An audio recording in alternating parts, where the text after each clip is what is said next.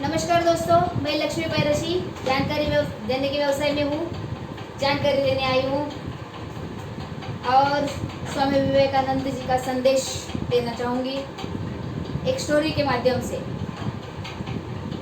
स्वामी विवेकानंद एक बार शिकागो गए थे। तब तक किसी को हिंदू धर्म के बारे में पता नहीं था। स्वामी विवेकानंद जब डाइस के ऊपर जा रहे थे, कॉर्नर में ही एक टेबल था और टेबल के ऊपर गीता रखी थी। गीता के ऊपर कुरान, कुरान के ऊपर बाइबल और उसके ऊपर बाकी की किताबें रखी हुई थी। डाइस के ऊपर जाते हुए आवाज दिया, किसी ने आवाज दिया, see where is your Gita,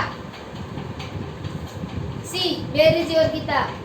Swami Vivekananda पीछे नहीं आए, उन्होंने चलते चलते ही बोला, दिस इज राइट फाउंडेशन, नींव अच्छी है। अरे ये गीता ही तो है, दुनिया के सारे धर्मों को अपने सिर पर उठा सकती है। दुनिया में ऐसा कोई ग्रंथ नहीं, दुनिया में ऐसा कोई धर्म नहीं जो मेरे गीता का भार उठा सके।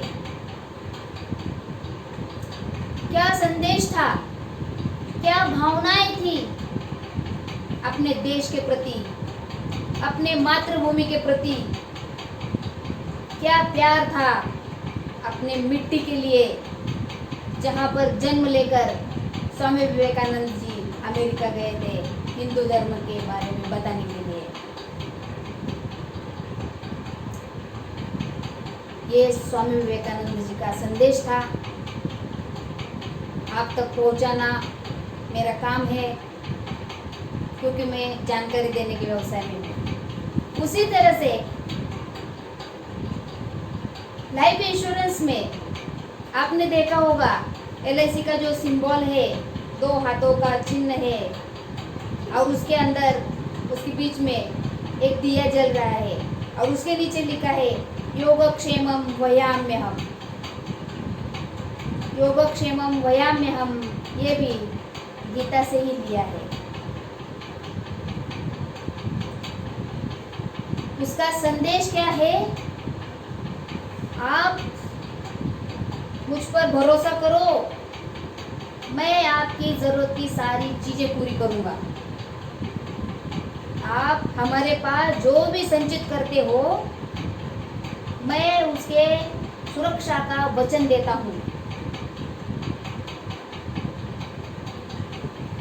इसके बारे में ही ये जो वचन है, ये वचन को हम देखेंगे कि हमारे जीवन में जो जिम्मेदारी होती है, जो जिम्मेदारियां हैं, वो जिम्मेदारियां हम कैसे पूरी कर सकते हैं LIC का कोई भी प्रोडक्ट लेकर।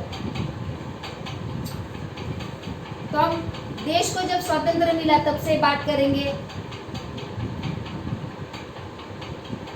देश को जब स्वतंत्र मिला तब हमारा देश के पास खरीदने का ताकत नहीं था, तो लोग पैसे कहाँ पर लगा रहे थे, लो पावर, खरीदने का ताकत नहीं था। जो थोड़ा बहुत था वो FD में पैसे लगा रहे थे। उसके बाद आने वाले सालों में क्या हुआ, लोग 2 टाइप में पैसे लगाने लगे, एक जो आंखों से दिखती है और एक जो आंखों से नहीं दिखती। आंखों से दिखती है वो जमीन, वो सोना, गाड़ी।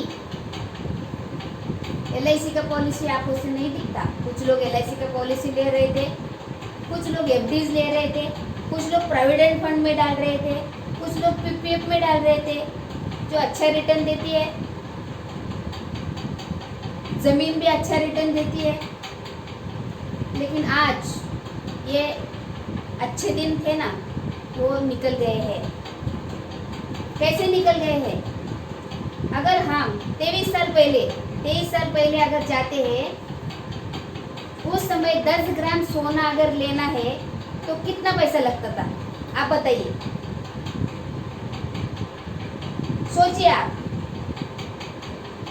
1991 में 10 ग्राम सोना लेने के लिए 3,500 रुपये लगता था। उसके बाद में 2005 में कितना लगने लगा? 7,500। और 2010 में 10,000 हो गया। उसके बाद में कितना बढ़ा? बताइए, सोचिए। 2013 में 33,000 हो गया। और 2013 से लेके अभी तक अगर हम देखते हैं तो अभी पिछले हफ्ते में ही 58,000 हो गया सोने का रेट। मैं ये बताना चाहती हूँ कि अगर 23 इयर्स 23 साल पहले 3,500 रुपये में अगर 10 ग्राम सोना मिल रहा था और वो अगले आने वाले 23 साल में अगले आने वाले सालों में ये सोने का रेट कितना होगा? तो मैं क्या बताना चाहती हूँ कि 3,500 रुपये का सोना 3,500 रुपये 10 ग्राम अगर लगते हैं उसको तो 2010 में 10,000 रुपये हो गया, 2013 में 33,000 हो गया। तो 3,000 रुपये सोना 30,000 रुपये होना इजी है। 3,000 का 30,000 होना इजी है।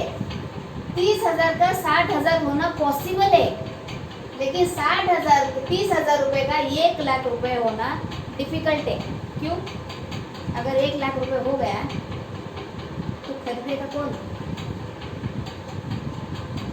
उसी तरह से हम दूसरा देखते हैं।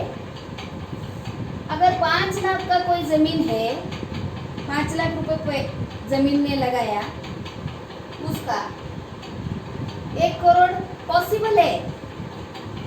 5 लाख का 1 करोड़ होना पॉसिबल था, इजी था। 1 करोड़ का 2 करोड़ होना पॉसिबल है। लेकिन 1 करोड़ का 5 करोड़ होना इम्पॉसिबल है आज के दिन में। हम 3 फेजेस देख रहे हैं फ्रेंड्स। पहला जो फेज था कि जहाँ पर हमारे पास खरीदने का ताकत नहीं था। दूसरा जो फेज है, खरीदने का ताकत आया तो हम क्या कर रहे थे? गाड़ी, सोना और ज़मीन में पैसा लगा रहे थे। खुशियाँ मिलती थी, इमोशनल अटैचमेंट था। और कुछ लोग फाइनेंशियल एसेट में पैसे लगा रहे थे जो दिखाई नहीं देते लेकिन रिटर्न अच्छा देते हैं। अभी हम तीसरे फेज में कंपैरिजन कर रहे हैं। ज़मीन के रेट आगे आने वाले दिनों में कितने बढ़ने वाले हैं। गोल्ड का रेट में अगर हम गोल्ड में पैसा इन्वेस्ट करते हैं तो हमें क्या प्रॉफिट होगा? पहले गोल्ड और ज़मीन ने बहुत प्रॉफिट दिया है, लेकिन आने वाले दिनों में अच्छे दिन निकल गए हैं। Good day is over. कैसे? हम देखेंगे।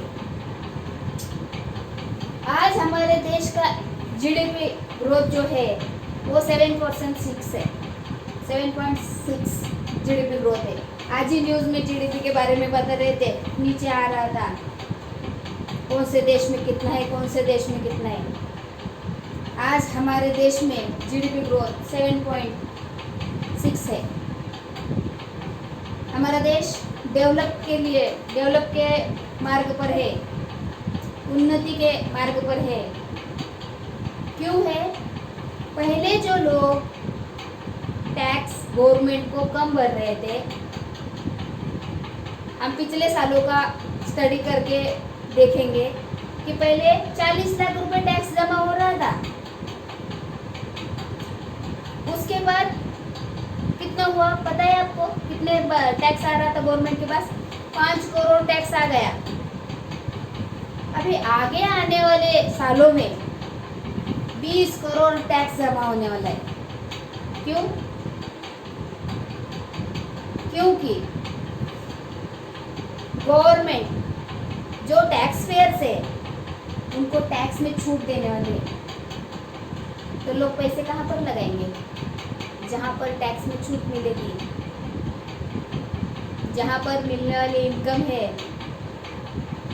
टैक्सेबल भी होती है और विदाउट टैक्स भी होती है। तो जहाँ पर हमें टैक्स फ्री मिलेगा, टैक्स में डिडक्शन मिलेगा, वहीं पर ही लोग पैसे लगाना शुरू करने वाले हैं।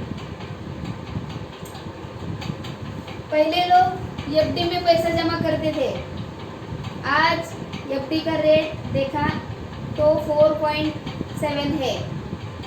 एफडी का जो रेट है वो रेपो रेट के ऊपर डिपेंड है, और एसआईपी का रेट जो है वो शेयर मार्केट के ऊपर डिपेंड है। All over market. Life insurance का जो प्रोडक्ट है वो ना तो रेपो रेट के ऊपर डिपेंड है और ना ही शेयर मार्केट के ऊपर डिपेंड है। एलआईसी हर साल बोनस डिक्लेयर करती है। एलआईसी ने 15 साल पहले एक प्रोडक्ट लाया था, जीवन अक्षय, दूसरा था जीवन धारा। तभी एलआईसी ने 12% डिक्लेयर किया था, तभी भी 12% दिया, आज भी 12% दे रही है। जिन्होंने खरीदा है ना उनसे पूछ लीजिए, या जिन्होंने खरीदा है उनको पता होगा। आज भी एलआईसी 7% डिक्लेयर कर रही है, और एलआईसी में आज भी गारंटीड एक प्रोडक्ट है, एक नहीं बहुत सारे हैं, लेकिन उसमें से लिख कर दे रही है कि सम एश्योर्ड का 8% गारंटेड मिलेगा, सम एश्योर्ड का 8% गारंटेड मिलेगा। तो मुझे ये बताना क्या है कि एलआईसी हमें कैपिटल का गारंटी दे रही है, अच्छा रिटर्न दे रही है और टैक्स फ्री मैच्योरिटी दे रही है। तो रिटायरमेंट के प्लानिंग के लिए एलआईसी से अच्छा बेटर प्लान कौन सा है, कौन सा प्रोडक्ट है? हम रिटायरमेंट के बारे में ही आगे चल के बात कर रहे हैं कि जल्दी से जल्दी रिटायरमेंट प्लानिंग करनी चाहिए। पहली सैलरी हाथ में मिलते ही रिटायरमेंट के बारे में सोचना चाहिए। क्यों सोचना चाहिए, क्यों ज़रूरी है? पहले पीएफ में पैसे जमा होते थे, जैसे ही सैलरी के लिए काम पे लगते थे लोग तो पीएफ में पैसा कटता था। जब तक वो जॉब में है तब तक वो पीएफ में पैसा कटता था 60 साल तक, और 60 साल के बाद में पेंशन के रूप में वो पैसा आपको फिर से मिलता था। आज पीएफ कितना है देखो दोस्तों, वो आप ही सोचिए। लेकिन जिस तरह से पीएफ मैंडेटरी है उसी तरह से कम से जैसे ही सैलरी मिलती है, अगर हमने रिटायरमेंट प्लानिंग किया पीएफ की तरह मैंडेटरी अगर किया, ज़रूरी समझकर किया, तो हम जो भी रिटायरमेंट के लिए प्लानिंग करते हैं तो हमें 60 साल में मिलेगा, और हमारा जो रिटायरमेंट है वो एंजॉय हो जाएगा। एंजॉय करने के लिए ये सब मैं क्यों बताना चाहती हूँ। आपने बागवान पिक्चर देखी है? बागवान पिक्चर में अमिताभ बच्चन के 3 बेटे और एक जो बेटा था जो अमिताभ बच्चन ने एडॉप्ट किया था, आलोक। लास्ट में अमिताभ बच्चन किसके साथ में रहना पसंद करेंगे? अगर आपने देखी है तो आप सोचिए। और दूसरी जो बात है, अभी हाल ही में टीवी में एक जाहिरात आ रही है, ऐड आ रही है, और ऐड में दिखा रहे पति पत्नी बैठे और फोन आता है, मम्मी पापा बाहर बिल्कुल मत निकल गया, तो बेटा हमारे खाने पीने का कौन देखेगा? तो उसकी फिक्र मत कीजिए। फेसबुक फ्रेंड है, हर संडे में कोई न तो कोई आके आपकी ज़रूरत की जो चीज़ें है, मेडिसिन है, फ्रेश वेजिटेबल है, उतने में पिताजी बोलते हैं आम, तो ये सब चीज़ें आपको देके जाएगा। अगर ऐसा बेटा है, हमारे बच्चे इस तरह से है, हमने अच्छे संस्कार दिए हैं, अगर ये सब कुछ मिलता है तो ये हमारा बोनस है। अगर नहीं है तो हमें आज रिटायरमेंट प्लानिंग करना पड़ेगा, ज़रूरी है। एफडी में 20 साल पहले 14% रिटर्न मिलता था, आज एफडी का रेट 4.7 हो गया। अगर हम बैंक मैनेजर के पास जाएंगे और बताएंगे मुझे 4% रिटर्न चाहिए, तो मैनेजर बोलेगा आपको किसने बताया? तो आप बोलेंगे मेरे पिताजी ने बताया है। तो बैंक मैनेजर क्या बोलेगा पता है? तो मेरे पिताजी से जाकर ले ले।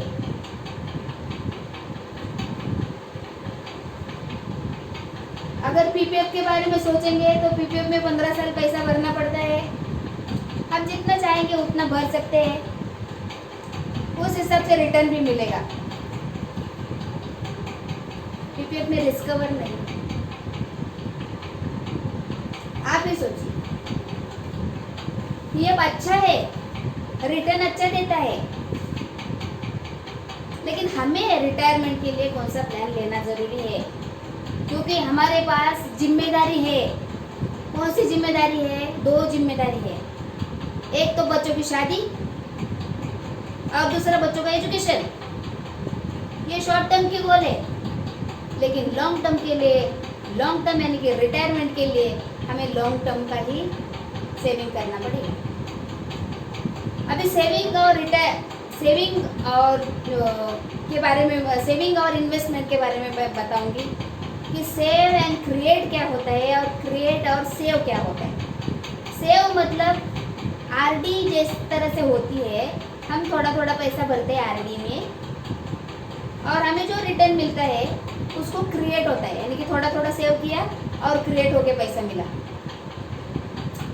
एफडी में हम सेव करते हैं। एक एग्जांपल लेते हैं, अगर एफडी में आपने 1 लाख रुपए भरा और बैंक ने आपको 1 लाख दिया, 2 लाख रुपए मिल गए, तो ये क्रिएट होकर मिला।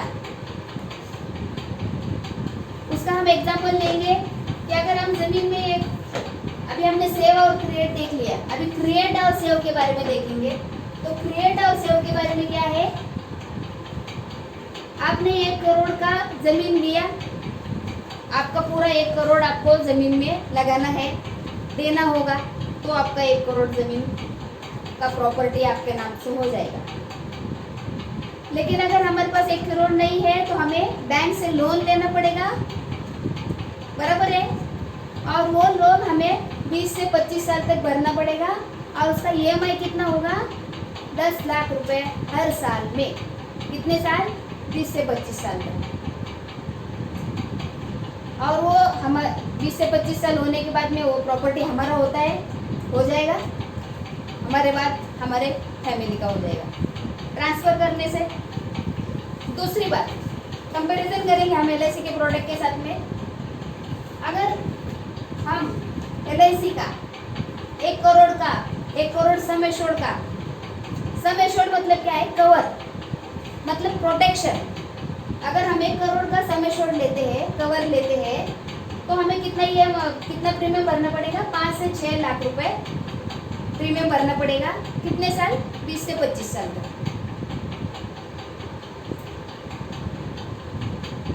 तो हमारा पॉलिसी जो है वो सस्ता है, एलआईसी का पॉलिसी सस्ता है। कम उम्र में लेगा तो और सस्ता पड़ेगा। और ये हमारा प्रॉपर्टी है, आंखों से दिखाई नहीं देता, लेकिन ये property generation to generation transfer भी होता है। कैसे ट्रांसफर होता है? मैच्योरिटी के रूप में फैमिली को मिलता है। उसके बाद में मुझे यही बताना है कि हमारी वो जिम्मेदारी है जो शॉर्ट टर्म है, बच्चों का एजुकेशन और मैरिज, और लॉन्ग टर्म के लिए रिटायरमेंट। तो हमें रिटायरमेंट के लिए हमें कितना चाहिए? एक तो कितना चाहिए, कितने समय के लिए चाहिए, और कितना हमें सेव करना पड़ेगा। तो वो अगर देखेंगे, अगर हमारा महीने में सैलरी 1 लाख रुपए है, तो 1 लाख रुपए का 10% आपको रिटायरमेंट के लिए सेव करना पड़ेगा। 1 लाख रुपए का 10% कितना होता है? 10,000 रुपए। तो 12 महीने का कितना हो गया? 1,20,000। अगर 2 लाख रुपए हमारा इनकम है महीने में, तो उसका 10% कितना होता है? 30,000 रुपए। यानी कि 12 महीने का कितना हो गया? 2,40,000 रुपए। तो ये हमें रिटायरमेंट के लिए सेव करना पड़ेगा। कैसे सेव करना पड़ेगा? पहले क्रिएट करना पड़ेगा, क्रिएट करके फिर सेव करना पड़ेगा।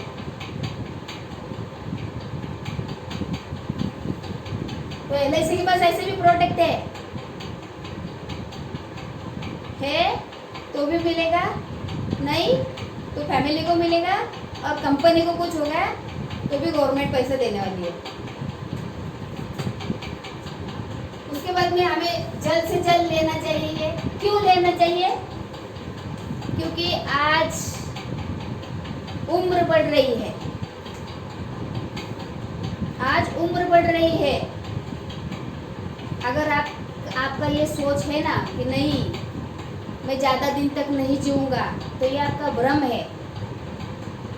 हम ज़्यादा जीने वाले हैं अभी, क्योंकि बीमारी को मारने के लिए मेडिसिन है, बीमारी को मारने के लिए मेडिसिन है। और दूसरी बात, डिपेंडिंग रेशियो है ना हमारा बढ़ रहा है। तीसरी बात, डिक्लाइन फैमिली स्ट्रक्चर आ गया है। चौथी बात, इंडिया के पास सोशल सिक्योरिटी नहीं है, सोशल सिक्योरिटी नहीं है। महंगाई बढ़ रही है, बढ़ने वाली है, तो जितने जल्दी हो सके उतनी जल्दी हमें लेना पड़ेगा। अगर कम समय में, कम उम्र में अगर हम लेते हैं तो हमारे ऊपर रिटायरमेंट के बाद में जो बोझा आने वाला है, अगर कम समय में लेते हैं तो बोझा कम हो जाएगा। नहीं तो 60 साल में इतना बड़ा रकम हम कहाँ से लाएंगे? अगर जल्दी ले जाएंगे तो ये बोझा कम हो जाएगा ना। इसके लिए हमें कम समय में जल्दी से जल्दी रिटायरमेंट के लिए सोचना पड़ेगा। कितना चाहिए, कितने साल के लिए चाहिए, और कितना क्रिएट करके सेव करना होगा रिटायरमेंट के लिए, ये आप सोचिएगा। हमेशा जो सही है वो प्लान लेना चाहिए। LIC का प्लान आज 7% दे रहा है, 8% गारंटी के साथ दे रहा है, कैपिटल गारंटी है। और अगर टैक्स में छूट मिलती है तो कितना हुआ? 7 प्लस टैक्स में छूट 10% दे रही है LIC। तो LIC से बेटर दूसरा कोई ऑप्शन है? आप ही सोचना दोस्तों। हम घर को ताला लगाते हैं, मोबाइल के स्क्रीन को हम लॉक लगाते हैं, हमारे लॉकर को ताला लगाते हैं, हम हमारे गाड़ी को ताला लगाते हैं। अगर हमारे पास हमारे बच्चों का कोई साइकिल है तो हम साइकिल को भी चेन से ताला लगा देते हैं। तो हम जो इनकम कमा रहे हैं उसे ताला लगाना जरूरी है कि नहीं? हम हमारे इनकम को कवर देना चाहिए। हमारे इनकम का कवर LIC से लेकर LIC को अपना रिस्क यानी कि चाबी LIC के पास दे देनी चाहिए और रिटायरमेंट एंजॉय करना चाहिए। आपको अच्छा लगता है? मुझे इतनी देर तक सुना दोस्तों, बहुत बहुत धन्यवाद, बहुत बहुत शुक्रिया। जाते जाते मैं यही कहूँगी, भगवान से दुआ मांगती हूँ मैं, आप हमेशा हंसते रहिए, खुश रहिए और अपना ख्याल रखिए। धन्यवाद दोस्तों, शुक्रिया, बहुत बहुत शुक्रिया।